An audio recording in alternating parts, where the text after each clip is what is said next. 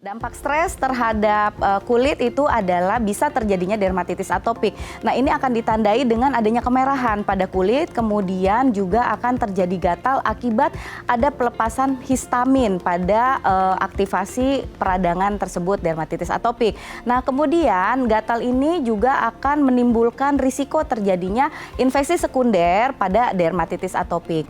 Selain stres dapat memicu eksim, kondisi dermatitis atopik ini juga dapat memicu stres. Nah, jadi kondisi ini akan berulang terus. Nah, jadi bila ada kondisi ini, kalian dapat datang ke dokter spesialis kulit, kelamin, dan estetika untuk mendapatkan tata laksana yang tepat. Dan apabila diperlukan, itu akan dirujuk ke bidang spesialisasi yang lain. Terima kasih.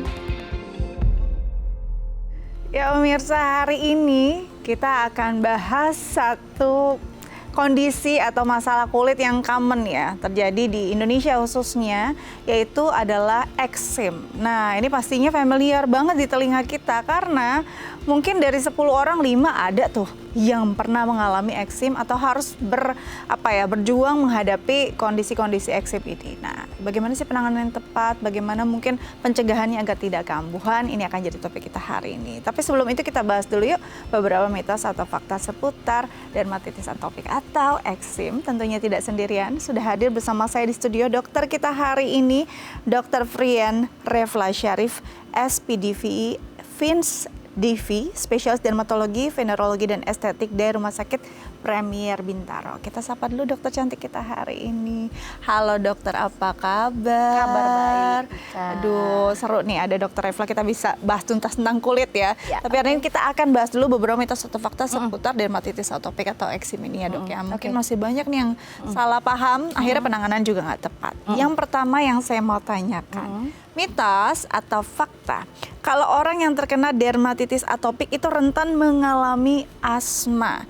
Jadi biasanya suka berkorelasi itu dok. Misalnya kambuh eksimnya, asmanya juga. Apakah iya atau ini mitos belaka? Fakta.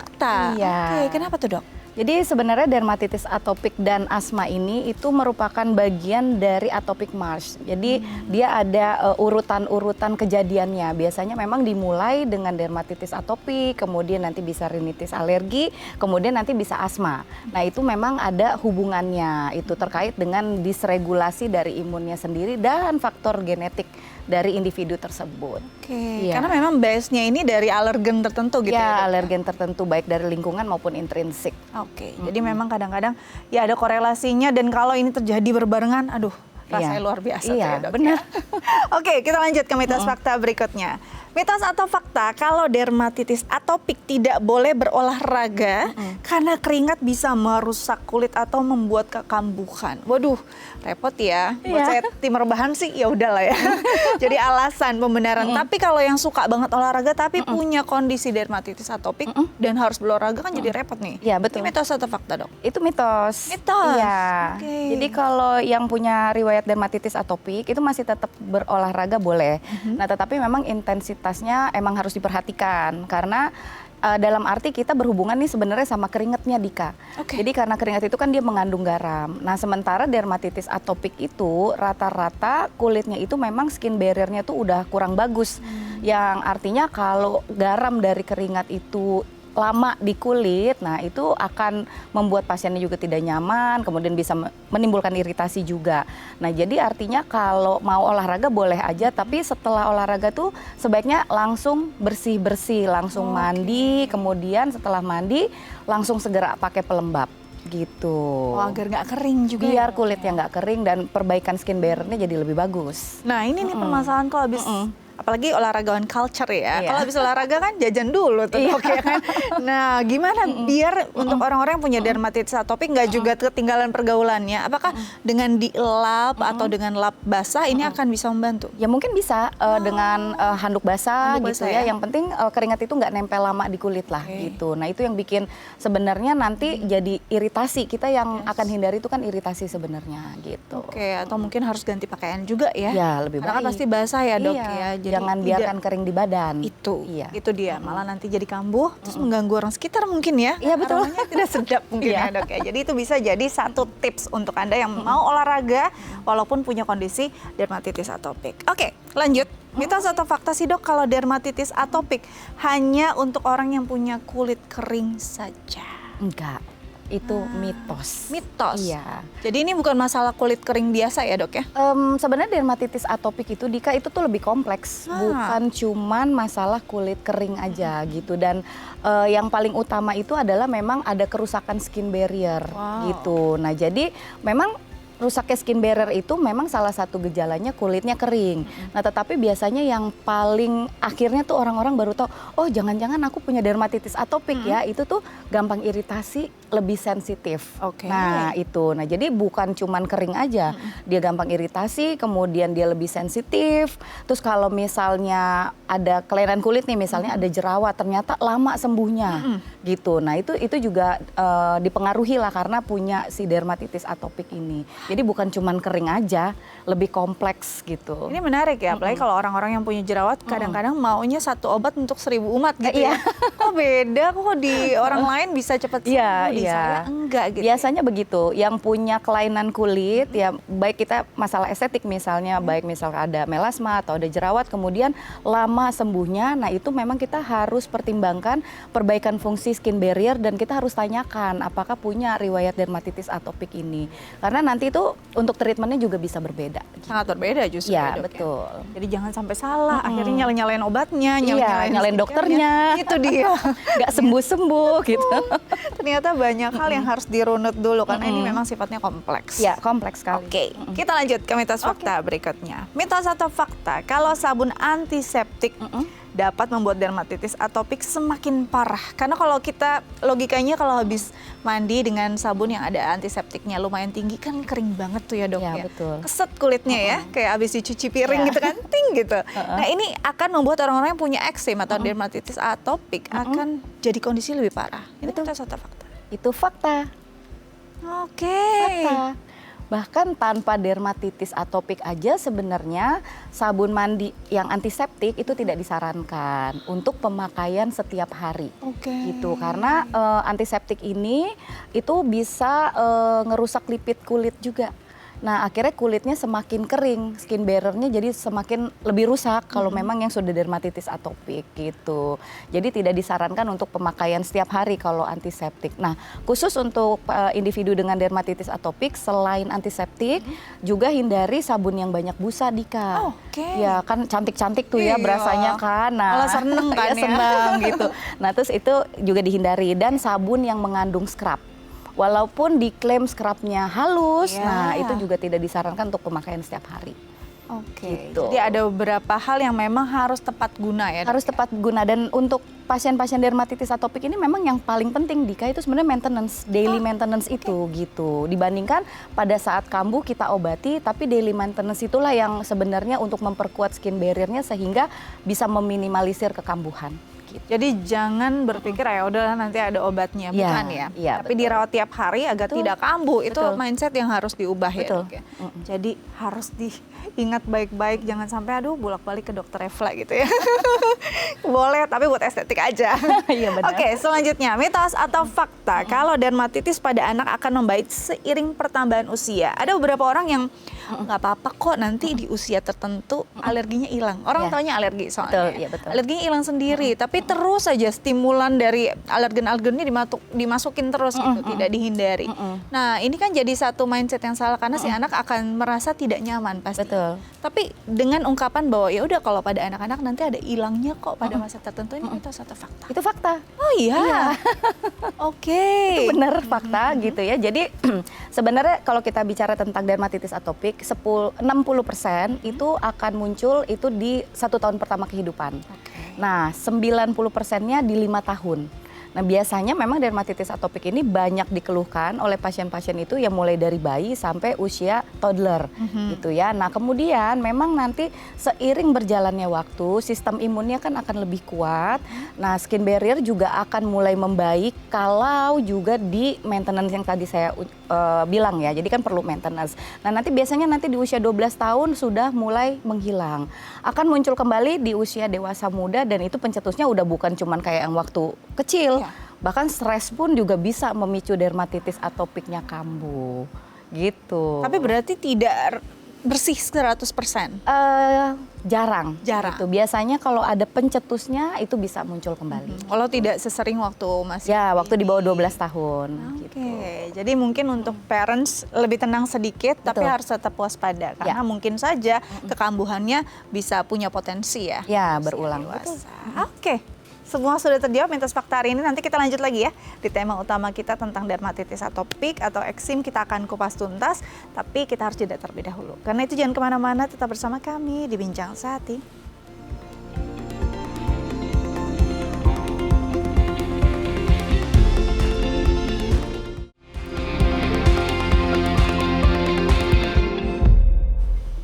Baik pemirsa, kembali lagi bersama kami di Bincang Sehati. Kita akan bahas tema utama kita tentang eksim atau dermatitis atopik. Nah, untuk pemirsa di rumah yang mungkin struggle dengan kondisi ini, mau berkonsultasi langsung, boleh. Telepon kami di 021-290-32644 atau DM ke Instagram kami di @bincangsehati.tv.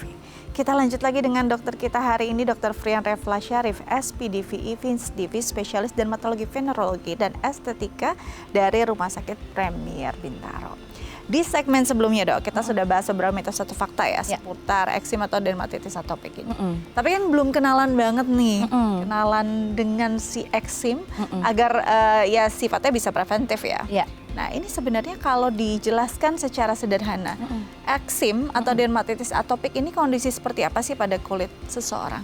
Oke, sebenarnya kalau kita bicara tentang dermatitis atopik, jadi merupakan peradangan kulit kronis. Oke. Gitu ya. Biasanya itu akan ada siklus garuk gatal dan ini berhubungan dengan faktor genetik sama disregulasi imun pada individu tersebut gitu. Nah, jadi memang kronis itu kan berarti berlangsung lama dan bisa hilang timbul juga. Nah, gitu. Dan ada siklus garuk gatal, semakin digaruk semakin gatal. Muter terus begitu. Nah, itu sebenarnya yang cukup untuk pasien tuh bahkan tuh sampai bisa mengganggu kualitas hidup Dika. Gitu.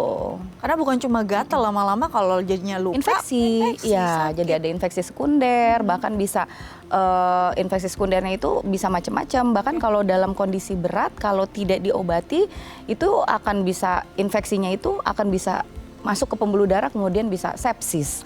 Kalau dalam kondisi berat, tapi biasanya jarang terjadi karena begitu sudah ada infeksi, dia jadi nyeri, ada pembengkakan gitu kan, itu udah masuk ke diagnosis yang lain. Nah itu biasanya mulai demam, nah itu biasanya udah langsung ke dokter. Jadi jarang sih sampai sesuai teori begitu tuh jarang gitu. Oke, nanti kondisinya fase demi fase kita akan elaborasi. Tapi saya mau tahu dulu dok, ini berarti kan tadi dokter sempat bilang ada loh faktor genetiknya. Iya, ada hal-hal yang bisa diubah dan tidak bisa diubah berarti sebagai faktor penyebab. Betul. Untuk faktor yang tidak bisa diubah, apakah hanya genetik atau hal lain? Memang genetik yang tidak bisa diubah itu karena semuanya itu berhubungan dengan lifestyle juga gitu. Yang genetik memang kan sudah diturunkan kan, jadi dari sananya kalau misalkan orang tuanya baik kedua orang tua atau salah satu ada yang memiliki gen atopinya gitu, nah nanti akan diturunkan ke anak-anaknya.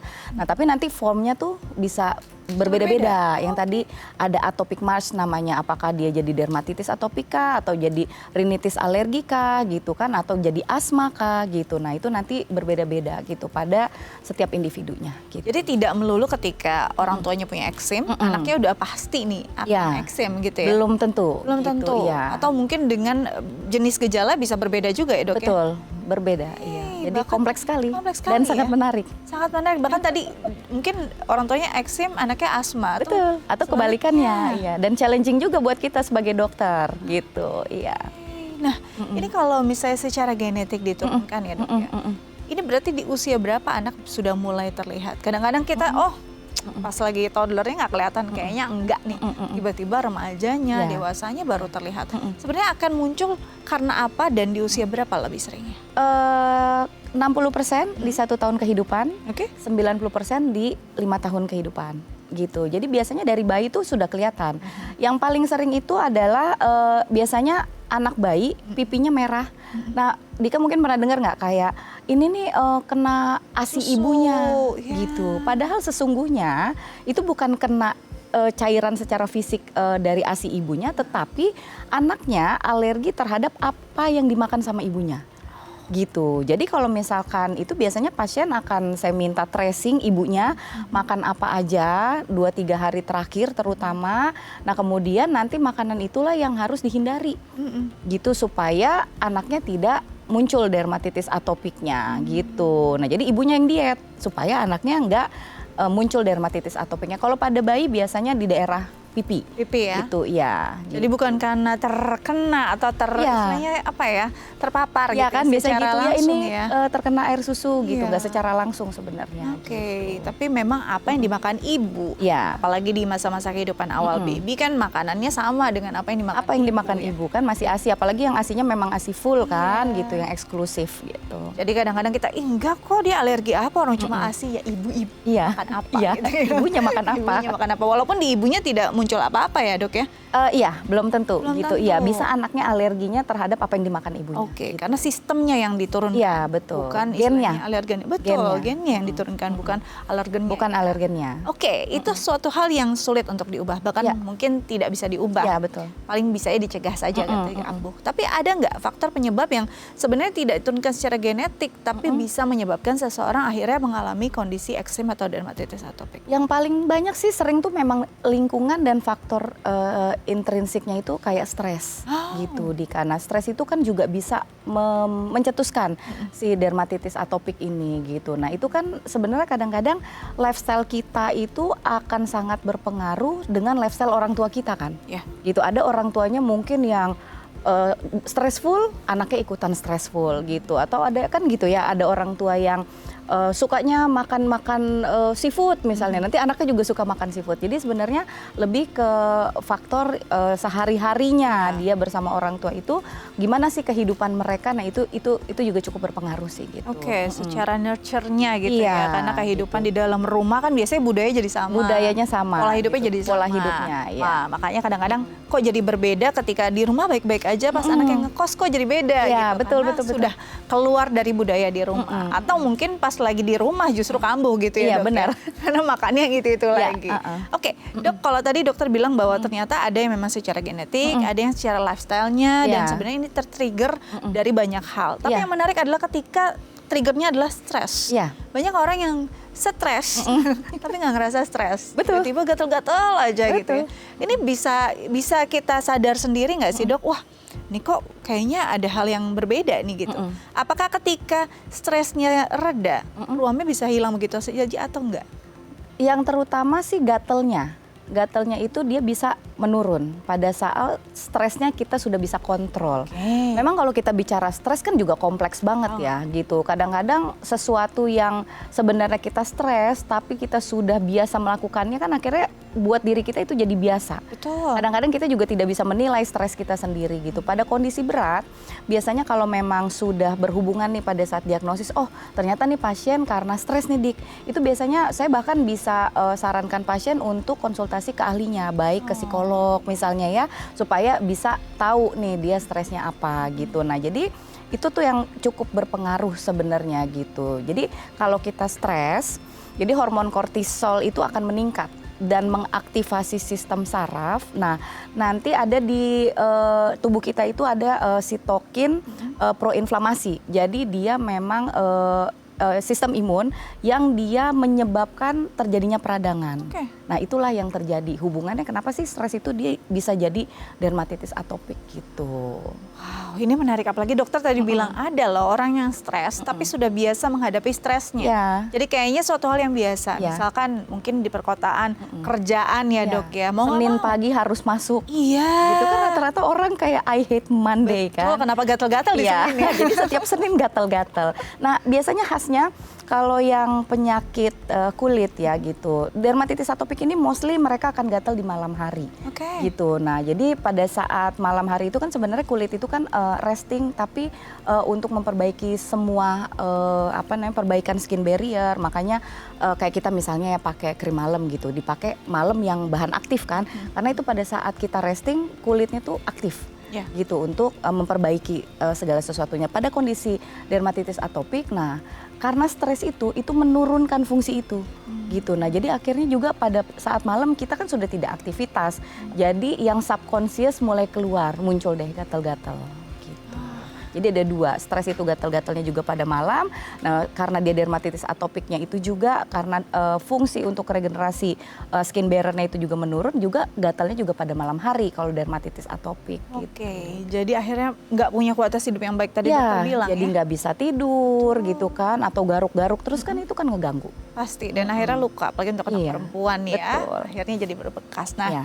kalau tadi kita bicara tentang genetik ada, lalu memang lifestyle, bahkan stres aja bisa jadi kondisi yang mencetus. Iya. Nah, kalau dari segi gender, nah ini kan secara sistemnya berbeda lah ya setiap gender. Ada yang memang dipengaruhi oleh hormon, apalagi kalau dibilang kan perempuan adalah makhluk yang disetir oleh hormonnya. Apakah hormon bisa mempengaruhi juga kondisi ini? Kalau dermatitis atopik khusus hormon itu kita memang hormon kortisol ini Iya. sangat perlu kita perhatikan ya karena kondisi stres. Tapi kalau gender sih hampir sama lah Hampir kejadiannya. sama, ya? Iya, gitu. Kejadiannya sama, potensinya sama. Potensinya sama gitu. Dan yang paling sering sekarang ini memang semakin tinggal di perkotaan dengan tingkat sosioekonomi yang lebih tinggi itu kan meningkatkan stres. Nah biasanya justru akan lebih sering tuh menjadi pencetus dermatitis atopik. Apalagi gitu. in this economy gitu Yes. ya dok ya.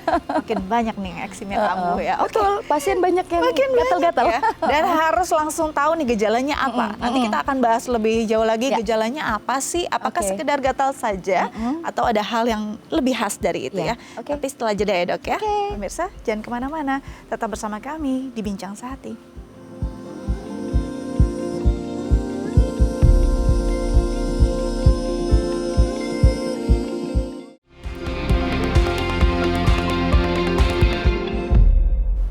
Baik pemirsa, kembali lagi bersama kami di Bincang Sehati. Tadi off air-nya seru banget nih ngobrolin tentang kondisi-kondisi kulit, namanya juga perempuan ya, apalagi kondisi eksim. Nah untuk pemirsa yang mau juga konsultasi langsung dengan dokter kita, boleh telepon kami di 0212903244 atau DM ke Instagram kami @bincangSehati.tv. Kita lanjut lagi dengan Dr. Frian Refla Syarif, SPDV Evins TV Spesialis Dermatologi, Venerologi, dan Estetika dari Rumah Sakit Premier Bintaro. Oke, tadi kita sudah ngobrolin tentang faktor penyebab nih dok ya. Ya. Nah gejalanya nih, kadang-kadang kalau kita bicara tentang eksim, orang yang langsung terpikir gatal banget tuh pasti gitu ya. Tapi apa sih gejala-gejala yang khas dari eksim ini? Apakah hanya gatal? Gatal itu merupakan gejala subjektif. Oke. Jadi kalau gejala objektifnya yang ada di kulit gitu secara klinis itu biasanya dia ada ruam. Gitu. Nah ruamnya ini macam-macam nih Dik, bisa berubah warna aja, atau ruam bersisik, atau bahkan dalam kondisi berat itu dia bisa ada gelembung-gelembung cairan gitu ya. Itu kalau sudah ada kontribusi bakteri ya, sudah ada terinfeksi gitu. Bahkan pada kasus-kasus tertentu itu tuh dia ada seperti erosi, jadi kayak luka gitu, karena bekas garukan biasanya gitu. Nah, jadi ada ruamnya gitu, ruam kemerahan, kemudian disertai dengan gatal-gatal gitu. Jadi gatal tuh sebenarnya gejala subjektifnya ya, tapi objektifnya memang ada ruam. Ada ruamnya. Dengan kondisi yang berbeda-beda karakternya. Betul, formnya ya. beda-beda. Bahkan tadi sampai ada gelembung-gelembung. Ya, kalau sudah kalau kondisi infeksi sekunder dia bisa ada. bakteri berarti ya Iya, kondisi bisa ya, Dok, bakteri, ya? betul. Oke, dok, tadi dokter sempat bilang bahwa nanti ada masa garuk gatal, makin digaruk makin gatal. Iya. Kenapa sih dok ini bisa makin digaruk makin gatal? Apakah akan merangsang saraf-saraf yang ada di sekitar kondisi eksim tersebut akan makin membuat sensasi gatalnya makin timbul gitu atau seperti apa? Ya, jadi kan pada saat kita menggaruk itu kan ada akan terjadi mikrotrauma ya namanya ya. Jadi jadi kalau kita garuk gini nih Dik, ini kan kelihatannya kan tidak ada apa-apa kan, tapi kan sebenarnya secara fisik dia ada mikrotrauma di kulit. Ya, nah itu kan juga akan menyebabkan respon peradangan juga di situ. Nah, jadi pada saat ada peradangan pada kulit itu ada histamin rilis namanya. Makanya kalau orang gatel itu kan dikasih antihistamin supaya histamin rilisnya ini stop. Nah, jadi pada saat kita garuk, kita berulang-ulang gitu kan, akhirnya nanti peradangan itu kan akan tercetuskan oleh si garukan berulang ini. Jadi nanti respon peradangan itu muncul, nah kemudian nanti si histamin ini muncul di kulit, nah itu yang menyebabkan gatel. Makin digaruk, makin gatel begitu terus. Ini diomongin saya jadi gatel. Jadi gatel ya.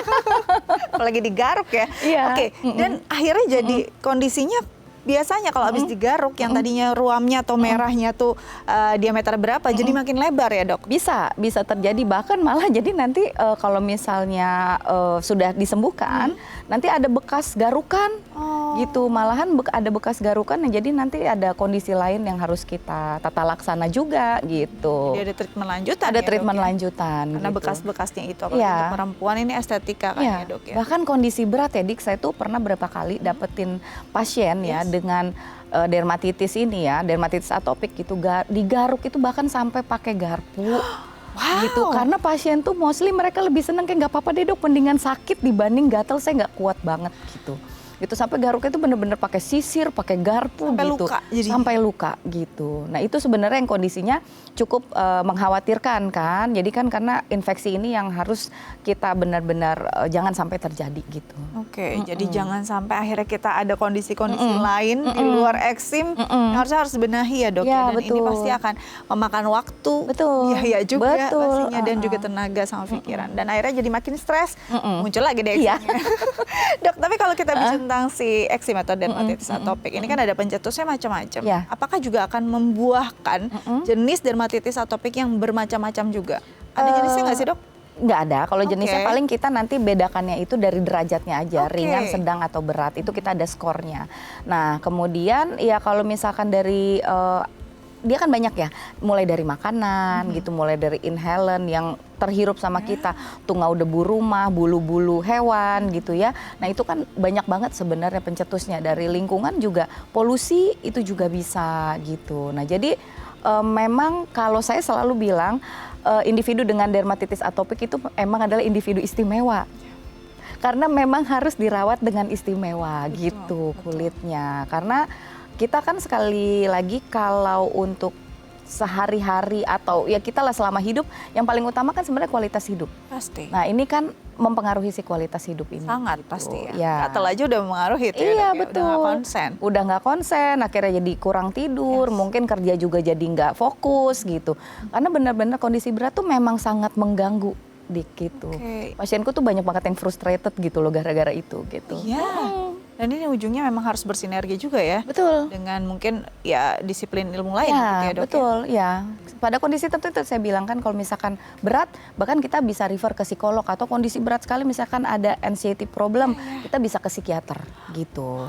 Bisa sampai Panjang, itu. panjang. Panjang Ya. dari eksim. Nah, ini Kalau berat, Betul. ya. Berarti dari derajatnya bisa diklasifikasikan. Bisa nih. derajatnya. Nah, derajat ringan dulu. Biasanya terjadinya seperti apa tuh? Oh, derajat ringan lebih mild biasanya gitu, ruam-ruamnya itu juga lebih mild dan biasa localized kayak yang anak bayi itu Iya. pada pipi. Nah, terus kemudian juga dia tidak terlalu tebal merahnya. Nah, itu kita biasanya mild. Nah, kondisi berat yang sedang itu dia lebih banyak. Biasanya pada toddler gitu ya, anak-anak gitu ya. Dilipat siku ada, di leher ada, dilipat lutut ada gitu ya. Nah, kemudian kalau misalkan kondisi berat itu foamnya juga biasanya lebih berubah. Dia lebih tebal, kemudian dia bersisik sekali dan memang udah lebih sering berulang relapse. Nah itu biasanya kondisi berat. Nah itu nanti kita ya itu tadi, jadi kita bisa kerjasama dengan bidang lain untuk ini tata laksana pada pasiennya itu gitu. Oke, ini tadi dokter sempat sebut ya ada beberapa tempat favorit. Iya benar. Apalagi daerah lipatan. Betul. Kenapa, Dok? Di daerah lipatan tuh jadi tempat favorit untuk eksim? Biasanya kalau di daerah yang sering muncul eksim itu biasanya disitulah daerah skin barrier-nya yang paling rusak.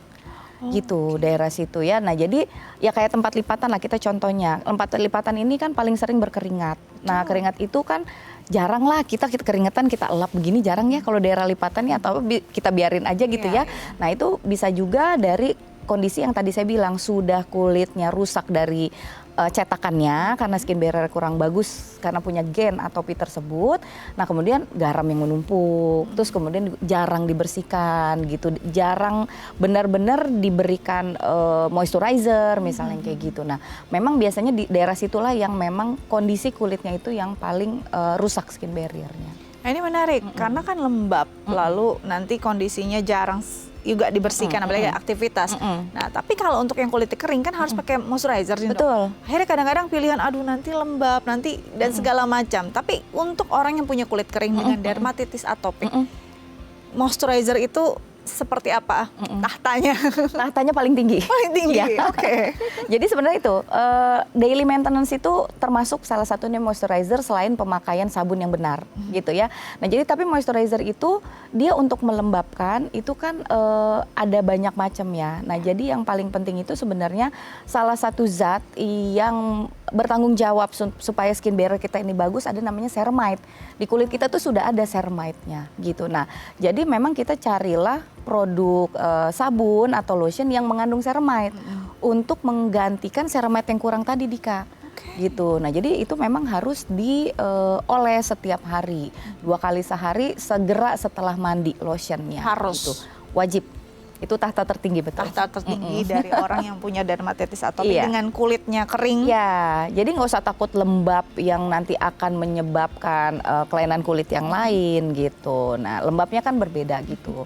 Dan ini memang setelah mandi ya dok ya? Setelah mandi wajib. Kenapa sih setelah mandi orang tuh kadang-kadang Iya, berpikir, abis mandi kan baru kena Rata-rata air." mau bobo pakainya. Iya, terus lembab pasti ya. Iya. Padahal mungkin ini mindset yang salah. Jadi kalau kita habis mandi, kulit kita itu kan lembab. Ya. Nah, jadi kalau kulit lembab, pada saat kita mengoleskan apapun yang topikal ya, lotion, krim atau apapun itu, penetrasi zat aktifnya itu lebih gampang masuknya. masuk ya. Dibandingkan pada saat kulit kering gini, kita olesin nih lotion misalnya, itu nggak akan seoptimal itu diterima sama kulit gitu. Jadi kondisinya tuh memang harus lembab. Jadi habis mandi sebelum tidur, Ya. kondisi kulit lagi bagus-bagusnya, Betul. dimasukkan lah itu ya. 5 menit segera setelah mandi. Oke, jangan sampai lupa. Kalau lupa, mandi lagi. Biar lembab lagi. Oke, nanti kita lanjut lagi dok ya. Tapi saya jeda. Pemirsa, jangan kemana-mana, tetap bersama kami di Bincang Sehati.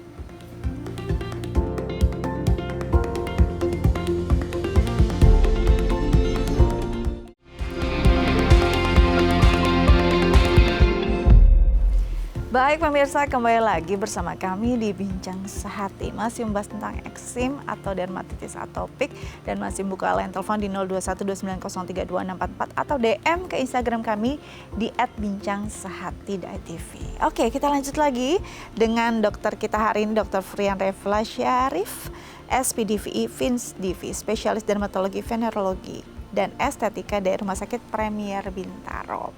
Oke, tadi kan secara mandiri lah ya untuk melihat kondisinya, oh ini sepertinya arahnya eksim. Karena kita nggak bisa self diagnose juga kan ya dok ya. Tapi ketika kita datang ke dokter spesialis penyakit kulit gitu ya, atau SPDVI, nah ini ada pemeriksaan atau hal-hal tata laksana yang memang harus dilakukan agar tegak diagnosa memang ini eksim gitu. Ada nggak sih dok?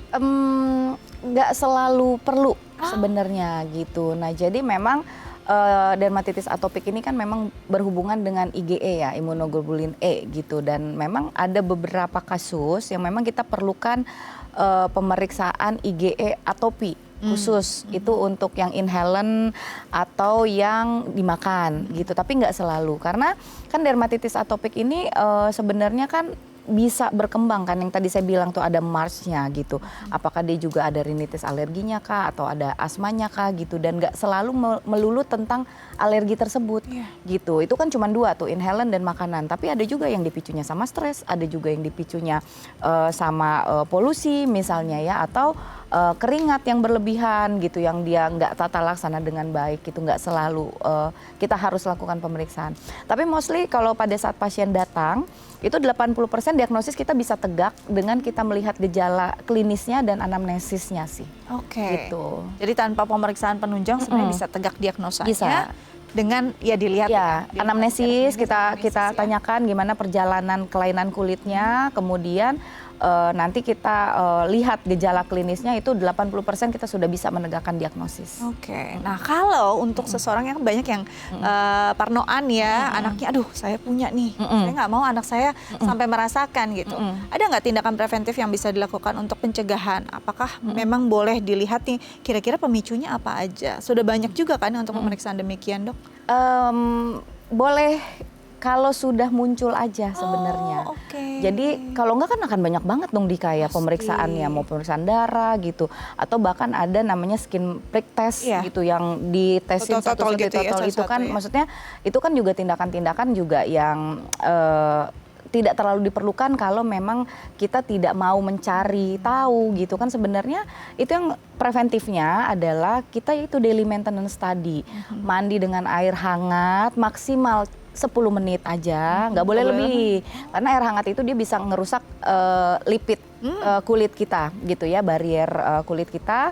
Nah kemudian yang itu tadi pakai lotion gitu yang mengandung ceramide gitu, dan sabun yang antiseptik, kemudian banyak busa, dan yang scrub itu dihindari gitu. Nah itu kalau maintenance itu dilakukan, walaupun nanti misalkan ada kejadiannya, dia nggak terlalu berat. Karena skin barrier-nya kita sudah upayakan dia lebih kuat gitu. Jadi nggak perlu terlalu parno juga untuk Ya, parents di rumah ya. Saya punya nih, saya nggak mau anak saya sampai menghadapi kondisi yang sama. Ya. Akhirnya pretestnya malah lebih menyakitkan Iya, sebenarnya, Dok, ya. benar, Dan panjang gitu. sekali. Jadi tinggal di maintenance aja. Iya.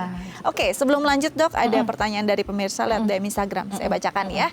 Ini dari @safira. Pertanyaannya, Dok, setelah memakai salep kortikosteroid untuk eksim, kulit saya jadi lebih tipis dan mudah memar. Apakah ada efek samping lain dari penggunaan salep ini dan bagaimana cara mengurangi risikonya? Oke, kortikosteroid nih salep dewa ya Dok ya.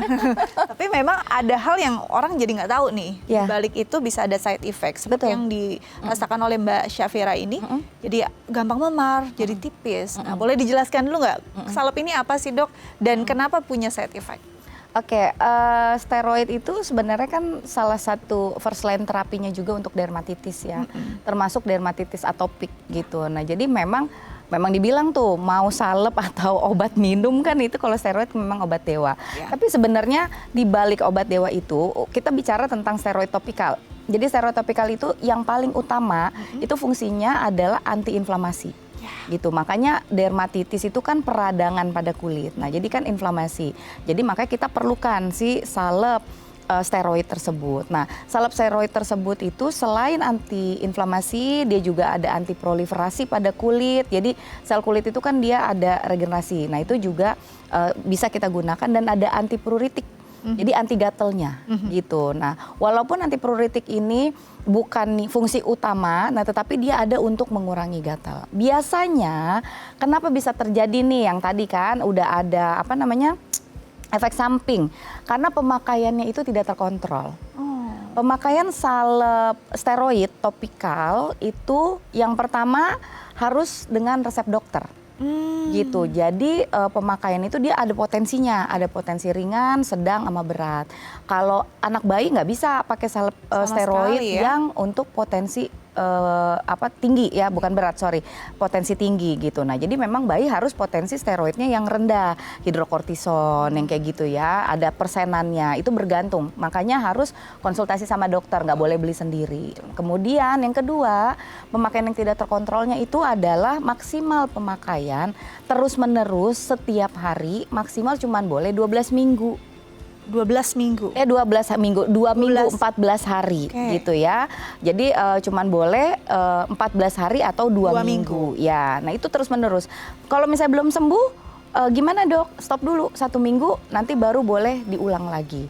Nah yang tadi terjadi, itu sebenarnya mungkin bukan kulitnya tipis.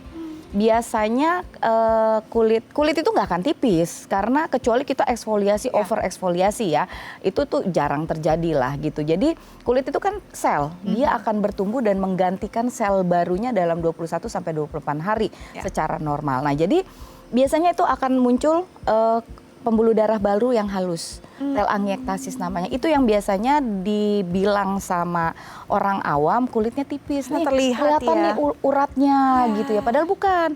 Itu muncul pembuluh darah baru.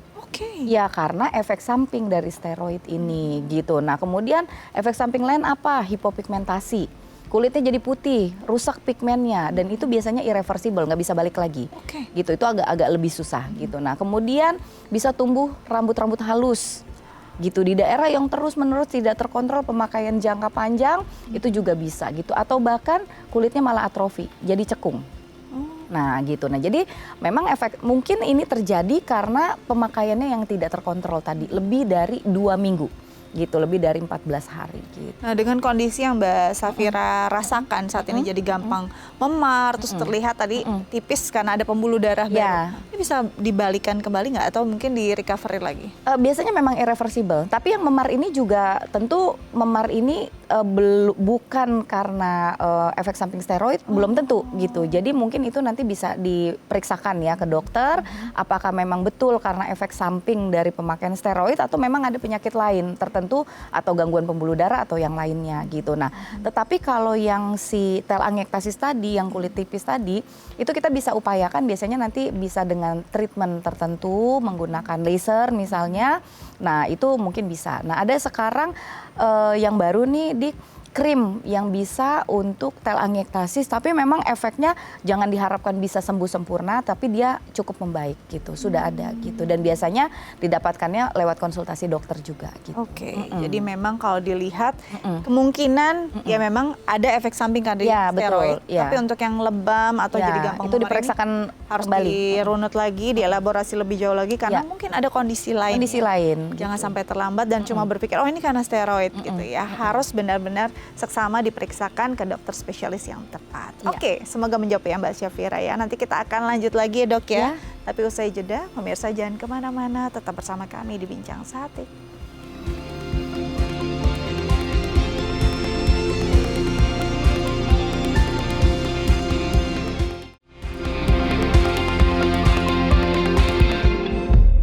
Baik pemirsa, kembali lagi bersama kami di Bincang Sehati. Kita masih membahas tentang eksim dan juga kondisi-kondisi yang harus dilakukan atau maintenance agar tidak kambuhan. Dan masih bersama dengan dokter kita hari ini, Dr. Frian Refla Syarif, SPDV, INSDV, spesialis dermatologi, venerologi, dan estetik dari Rumah Sakit Premier Bintaro. Oke, dok berarti tadi kalau bicara tentang tata laksana pengobatannya, memang salah satunya dengan kortikosteroid. Betul. Tapi ada nggak mungkin pengobatan lanjutan yang memang harus dilakukan, apalagi nih kalau kondisinya udah parah? Pengobatan lanjutannya mungkin kita bisa bergantung dari klinisnya sebenarnya gitu. Tentu selain kortikosteroid topikal gitu, kadang-kadang juga kita bisa kombinasikan gitu ya dengan pelembab juga si kortikosteroidnya ini gitu, yang memang kita pakai supaya efeknya itu jadi lebih cepat. Jadi kalau pemakaian steroidnya kita percepat gitu ya, itu akan lebih bagus gitu. Jadi nggak usah lama-lama sampai nunggu 2 minggu. Kalau misalkan kita racik lah gitu ya, kombinasikan dengan pelembab, nah itu akan lebih cepat tuh sebenarnya hasilnya. Nah itu bergantung dari formnya pada saat datang. Mungkin kita bisa tambahkan, pastilah biasanya antihistamin oral itu memang kita kasih untuk meredakan gatal-gatalnya yang dari oral, obat oralnya gitu. Itu aja sih sebenarnya. Maintenance yang non medis ya itu yang tadi saya bilang, yang dengan menggunakan sabun atau lotion yang ada ceramide-nya terutama. Nah, ini penting maintenance-nya. Kalau paling misalkan lagi kambuh ya udah kita serahkan pada dokternya ya. Tapi kalau maintenance kan di rumah. Di rumah. Semua pengambilan keputusan oleh diri sendiri. Betul. Termasuk memilih produknya. Betul. Nah, ini kadang-kadang suka FOMO dok, banyak banget produk terbaru gitu ya. Untuk orang-orang yang kulitnya kering, punya dermatitis atopik tuh kadang, aduh, padahal udah cocok yang di rumah, tapi tergiur untuk membeli. Betul. Nah sebenarnya ada nggak do and don'ts-nya untuk orang-orang yang punya dermatitis atopik untuk memilih skincare? Ya, yang paling penting itu untuk skincare yang punya efek eksfoliasi itu harus hati-hati, gitu. Karena sudah pastikan dulu skin barrier kita sudah terawat dengan baik. Nah, eksfoliasi ini diutamakan kalau bisa jangan yang fisik, gitu, scrubbing apa itu udah no banget lah buat dermatitis atopik. Kalau mau pakai itu pilih dosisnya yang rendah. Misalnya pakai skincare wajah nih gitu kan, kita kan tentu perlu juga kan regenerasi kulit. Kita misalkan untuk aging misalnya, atau misalkan ada kasus-kasus melasma misalnya kan, kita pakai retinoid gitu misalnya ya. Nah itu jangan pakainya retinoid. Jadi kita harus yang di bawahnya gitu. Bahkan retinol pun itu mesti harus hati-hati untuk yang punya riwayat atopik ya, dermatitis atopik gitu. Mungkin bisa coba dari adapalene dulu gitu. Nah nanti bertahap. Nah memang sebaiknya konsultasikan dulu ke dokter spesialis kulit, kelamin dan estetika gitu untuk mendapatkan treatment yang sesuai gitu. Nah ini kadang-kadang kita tergiurnya karena zat-zat aktif yang bisa membantu kulit lebih cerah lah, lebih pelampi dan segala macam. Akhirnya ambil belanja-belanja yang comot-comot aja. Ini kayaknya ampuh nih, ini kayaknya ampuh. Praktek semacam ini untuk orang yang punya eksim itu masalah nggak dok?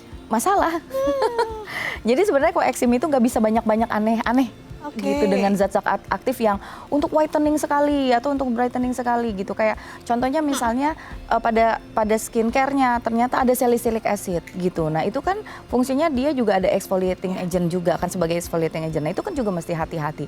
Nanti ternyata dicampurkanlah dengan vitamin C gitu. Nah padahal kan vitamin C itu kan kondisi asam yang bisa mengiritasi kulit, sementara kulitnya skin barrier-nya juga nggak bagus. Nah makanya sering terjadi individu dengan punya riwayat dermatitis atopik tuh kok udah pakai skincare ini itu tuh kayak nggak ada efek atau bahkan kulitnya makin sensitif. Betul. Karena ternyata dari pemakaian skincare ini itu lebih merusak skin barrier-nya, kulitnya jadinya gampang iritasi, gampang sensitif. Nah, jadi makanya karena ini kondisi istimewa, kan tadi udah saya bilang nih, individu istimewa, ya sebaiknya juga perlakukan juga kulitnya istimewa, ya konsul dulu deh ke dokter. Karena banyak dokter yang akan menjawab pertanyaan kayak, dok, saya boleh nggak kalau pakai merek ini? Bahkan pasien-pasienku aja itu bawa skincare-nya, dok ini saya boleh pakai nggak? Yang ini boleh nggak? Atau minimal mereka foto, gitu. Yang ini yang isi ini. Nanti kita akan kasih masukan untuk oh yaudah ini kita anjurkan, yang ini boleh, yang ini nggak boleh gitu. Jadi itu karena istimewa. Jadi tolong perlakukan kulitnya juga dengan istimewa gitu. Betul. Dan ini baru tahap skincare. Treatment kan sekarang juga orang pengen kelihatan cantik kan, dok. Treatment akan jadi satu hal yang mungkin nggak untuk mereka? Boleh. Ada kondisi tertentu dermatitis atopik, terutama kalau tidak lagi flare ya, tidak ada rash, itu boleh gitu. Nah tapi memang sampaikan juga, biasanya dokter yang baik juga akan bertanya, ada nggak kondisi-kondisi atau riwayat-riwayat yang berhubungan dengan atopinya, itu akan ditanyakan. Nah nanti itu yang akan jadi dasar treatment apa yang akan bisa kita kasih untuk pasien ini gitu. Jadi memang harus sadar dan harus mengenal diri sendiri jauh lebih dalam, apalagi sebagai individu istimewa ya, dok. Iya, betul. Do and don'ts yang tahu tuh bukan dokter tapi kita sendiri sebenarnya. Karena sehari-hari kan kita bersama diri kita sendiri, itu bukan dokternya. Makanya maintenance jadi satu kunci ya, kuncinya, dok ya. Jadi memang harus difikirkan betul-betul. Cara mandi aja udah jadi masalah nih ya. Apalagi di air hangat lagi gatal-gatalnya. Berendam 30 menit, oh jangan. Emang enak pas berendam, pas naik gitu. Boleh, tapi nggak boleh setiap hari gitu. Dan jangan lupa moisturizer adalah tahta tertinggi. Iya, tahta tertinggi. Itu yang harus dipikirkan. Karena jangan sampai berpikir cuma mengobati, tapi harus benar-benar maintenance. Agar kehidupannya punya kualitas yang baik. Karena tidak jarang yang akhirnya punya kondisi-kondisi secara psikis terganggu, secara kondisi sosial juga terganggu cuma gara-gara si gatal garuk tadi. Oke, dokter, thank you. Banyak banget hal yang bisa dikulik hari ini. Kayaknya dokter harus sering nih, Dokter Efla main ke Bincang Satya agar banyak sekali hal-hal yang bisa dibagi dan jadi tips cantik untuk kita semua ya. Thank you, dokter. Terima kasih. Tetap jaga kesehatan agar sama-sama sehat-sehat. Amin. Oke, gimana tips dari Dokter Efla sudah dicatat semua. Semoga berguna untuk Anda, khususnya Anda yang punya kondisi dermatitis atopik atau eksim. Bisa membantu Anda menjaga kesehatan dan kesehatan orang-orang yang Anda sayangi. Akhir kata, saya Astia Dika pamit undur diri. Jangan lupa unduh The Eye Plus di gawai Anda untuk bisa menggenggam inspirasi kapanpun, dimanapun. Sampai jumpa.